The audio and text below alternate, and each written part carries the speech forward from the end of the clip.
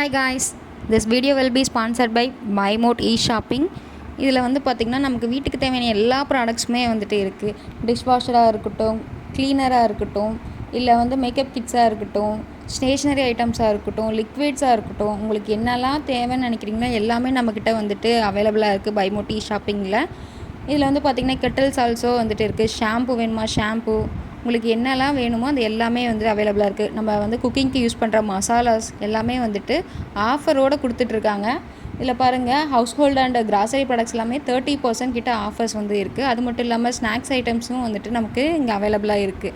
உங்களுக்கும் இந்த ப்ராடக்ட்ஸ் எல்லாம் வேணும் அப்படின்னு நினச்சிங்கன்னா நான் டிஸ்கிரிப்ஷனில் லிங்க் இருக்குது, போய் செக் பண்ணி பாருங்கள். அதுக்கு முன்னாடி நம்ம வீடியோ எப்படி இருக்குன்னு பார்க்கலாம். சிம்பிளாக டேஸ்டியாக ஒரு ஹெல்த்தியான மிளகு தக்காளி கீரை எப்படி செய்யுதுன்னு பார்க்கலாமா? வாங்க. ஃபஸ்ட்டு அதுக்கு தேவையான பொருள், கீரையை வந்து நான் குட்டி குட்டியாக கட் பண்ணி அலசி வச்சுட்டேன். நெக்ஸ்ட்டு வந்து தக்காளி, ஒரு 2 தக்காளி ரொம்ப ஸ்லைஸாக கட் பண்ணிக்கோங்க. வரமிளகா ஒரு 2-3 உங்கள் காரத்துக்கு ஏற்ற மாதிரி. தேங்காயை வந்து நான் அரைச்சி வச்சுருக்கேன். வெங்காயம் வந்துட்டு 1 வந்து ஃபுல்லாக கட் பண்ணி வச்சுருக்கேன், ஸ்லைஸ் பண்ணிக்கோங்க. இதுதான் நமக்கு தேவையான இன்க்ரீடியன்ட்ஸ். நம்ம இப்போ சமைக்க ஸ்டார்ட் பண்ணலாம். அடுப்பு ஆன் பண்ணிக்கோங்க. ஒரு அடிகனமான பாத்திரம் வச்சுக்கோங்க. நான் வந்துட்டு எனக்கு எப்பவும் போல் வடை சட்டி தான் கன்வீனியண்ட்டாக இருக்கும், அதனால் நான் அதையே வச்சுக்கிறேன். வடை சட்டி காஞ்ச பிறகு எண்ணெய் வந்து ஊற்றிக்கோங்க. கொஞ்சமாக ஊற்றிக்கோங்க. கீரைக்கெல்லாம் கொஞ்சமாக இருந்தாலே டேஸ்ட்டாகவே இருக்கும். கொஞ்சமாக கடுகு, ஒரு 1/4 ஸ்பூன் கடுகு போட்டுக்கோங்க. கடுகு பொரிஞ்சிருச்சு. இப்போ வந்துட்டு நம்ம வரமிளகா வந்து உள்ளே சேர்த்துக்கலாம். வரமிளகா பொரிஞ்சதும் ஒரு வெங்காயம் கட் பண்ணி வச்சுருக்கோம் பார்த்திங்களா, அதையும் வந்து சேர்த்துக்கோங்க. போட்டுட்டு நல்லா மிக்ஸ் பண்ணி விடுங்க, நல்லா கலந்து விடுங்க. வெங்காயம் நல்லா வதக்கட்டும், அது வரைக்கும் வெயிட் பண்ணுங்கள்.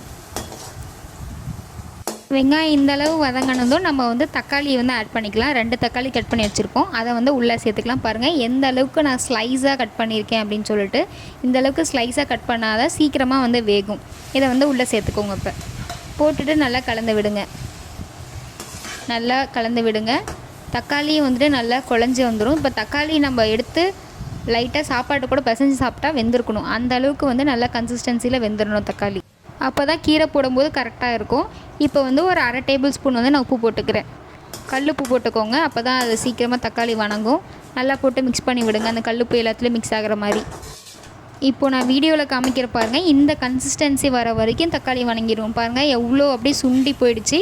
இப்போ தான் நம்ம வந்து கட் பண்ணி வச்சுருந்த கீரையை வந்து உள்ளே சேர்க்கணும். அப்போ தான் தக்காளி வெந்திருக்கும், கீரையை ஆட் பண்ணும்போது கரெக்டாக இருக்கும். இப்போ நம்ம வந்து அப்படியே கொஞ்சம் கொஞ்சமாக அள்ளி போட்டுக்கலாம். அப்படியே கொட்டினோன்னா அதில் இருக்க தண்ணியும் உள்ளே போயிடும். அதனால் நம்ம கையில் வந்து அள்ளி அள்ளி போட்டுக்கலாம். தண்ணியை நல்லா வடிச்சிட்டு போடுங்க, ஏன்னா கீரையிலேயே நமக்கு வேகும்போது தண்ணி விடும். அதனால் தண்ணி நல்லா ட்ரை பண்ணிடுங்க, இல்லைனா தண்ணி வற்ற ரொம்ப லேட் ஆகும். இப்போ நல்லா கலந்து கொடுங்க. கீரை பார்க்க இவ்வளோ இருக்கா, வெந்ததும் ரொம்ப கம்மியாயிடும்.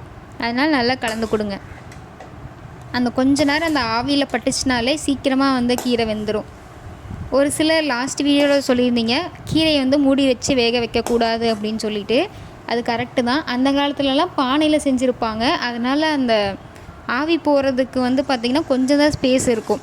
நம்ம இந்த மாதிரி ரொம்ப அகலமான பாத்திரத்தில் செய்கிறதுனால நம்ம மூடி வைக்கலாம். அதில் குளோரோஃபில் பிக்மெண்ட் வந்து லாஸ் ஆகும். ஆனால் நம்ம சமைக்கும் போதே எல்லா நியூட்ரியண்ட்டும் நமக்கு கிடைக்கிறது கிடையாது, கொஞ்சமாவது லாஸ் ஆகும். அதனால் இது ஒன்றும் பிரச்சனை கிடையாது. இல்லை அப்படி உங்களுக்கு சாட்டிஸ்ஃபைடு ஆகலைன்னா நீங்கள் ஓப்பனில் கூட சமைச்சிக்கலாம். இப்போ வந்து பார்த்திங்கன்னா நம்ம தேங்காயை வந்து அரைச்சி வச்சுருக்கோம் பார்த்திங்களா, அதை வந்து கீரையில் போட்டு நல்லா கலந்து விடுங்க.